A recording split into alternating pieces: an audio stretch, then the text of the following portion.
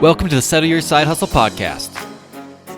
I started this podcast for one very simple reason, and that is to show you what it's like to actually start a business. Going from a side hustle business that I'm doing while working the 9 to 5 to being full-time in my business, living the life that I want, controlling my time, controlling my hours. And the number one problem that I had with every podcast I listen to on the market is that either A, they don't actually get down to the nitty-gritty. They're not transparent with you, telling you about their actual struggles, or B, they've already made it so there aren't struggles to share. And that's why I decided to start this podcast right here, right now, as I've just transitioned into full-time entrepreneurship, so I can actually share with you the struggles as I go through them, and you can learn from my experiences while you're growing your business alongside me. Now, let's get into the show. What is up, side hustlers, entrepreneurs, business builders, and dream makers? Welcome to the Settle Your Side Hustle podcast, episode number 18. So happy to be with you guys once again. Today, I want to talk to you about something that we tend not to talk about in the entrepreneurial world anywhere near enough, and that is mindset, mental health, all the things that go on in our head that's so important towards business success.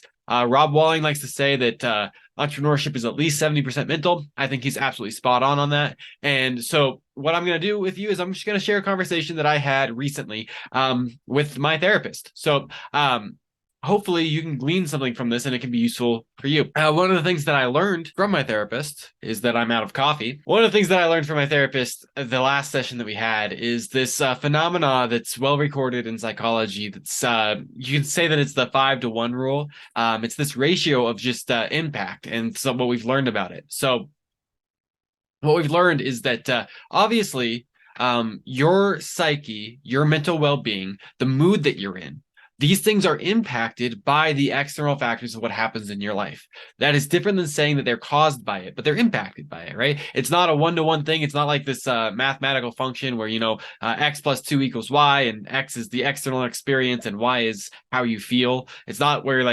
y is directly caused, right? How I feel and how I'm thinking and the mood that I'm in and the thought processes I have are not the direct results of these external experiences, but they are heavily impacted by these external experiences. And so one of the things that my therapist shared with me is that there's this rule, this 5-to-1 rule that says that negative stimuli is 5 times as impactful on your mental state, your mood, your mental health, and your self-talk as positive stimuli. So what that means is if something truly negative happens, then it's going to take 5 times as many positive things that are just as positive as that is negative to make you stay neutral.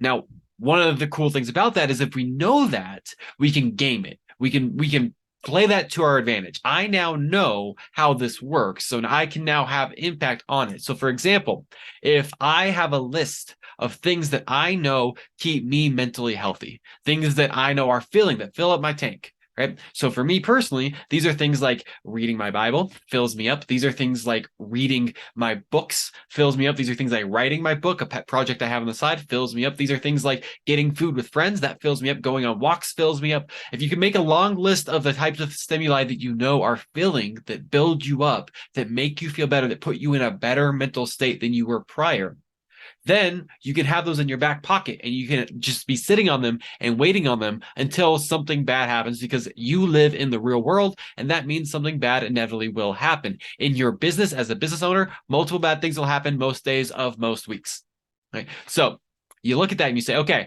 I just had something bad happen, and this bad, if I were to rate it on a scale from 1 to 10, this bad is like a 3. It's not very bad, right? Okay, so I have 2 options. I can either find 5 things that are on a 3 level good to counteract that so that I'm neutral, or I can find 3 things that are like a 10 level good, right? And I can say, okay, you know what I'm going to do?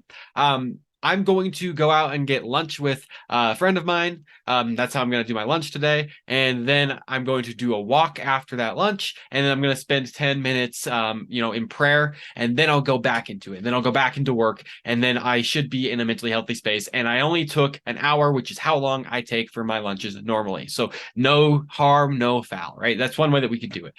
Let's say that you have something that's like a level 10, right? And the other thing to remember, guys, is that these are not things that are going to impact you just today, but these could be things that happen over the course of a week, things that happened last month. How how big the negative is really has a huge effect on how long it's messing with your psyche, right? So, I personally last month lost 2 clients in business, and that was pretty rough. I also have this car problem that you guys know very well about, where I'm trying to fix this car and I haven't been able to get it run yet, and that's pretty rough. And those are things that they hamper my psyche. They put me in a worse spot mentally. And knowing that, I know how to gamify it. Those are 2 negatives. Both of those negatives are probably sitting at like a level 6, probably, on where I'm at with those. And so I can look at those and say, okay, if I want to counteract those, then I'm going to need to do like 10 things that are a level 6, or like 6 things that are a level 10 as far as the goods that fill me up, just to get back to neutral.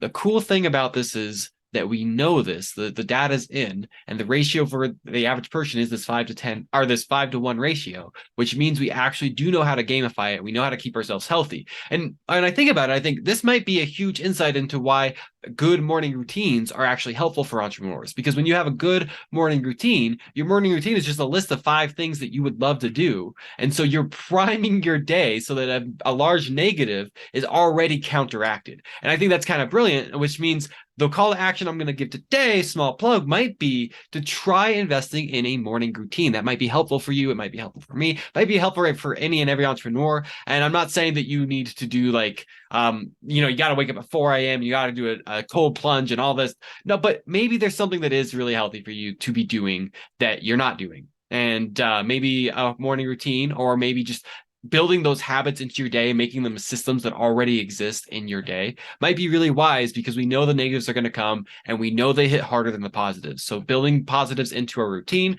is probably one of the best ways that we can counteract those.